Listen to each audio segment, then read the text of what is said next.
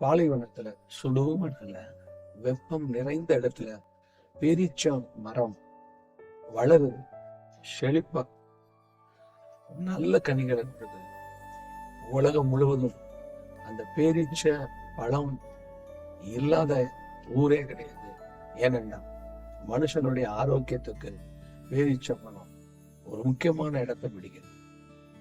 வாழ்க்கையில கூட பேரீச்சம் மரத்தை போல சுடுமணல் வெப்பத்தை தாங்கி அதையே தன்னுடைய வாழ்க்கைக்கு போதுமானதா தனக்கு வேண்டியதை எடுத்துக்கொள்ளும் போது எப்படி வளருதோ, செழிக்குதோ, கனி கொடுக்குதோ, எதிர்ப்புகளையும் நீங்க சாதகமாக்கி கொள்ளுங்க.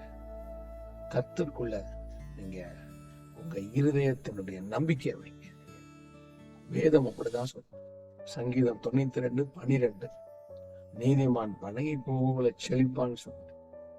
அவர் மேல நம்பிக்கை வைக்கும் போது நீங்களும் எதிர்மறையான காலங்கள், எதிர்மறையான சூழ்நிலைகள்ல செழித்து கனி கொடுப்பீங்க. God bless you.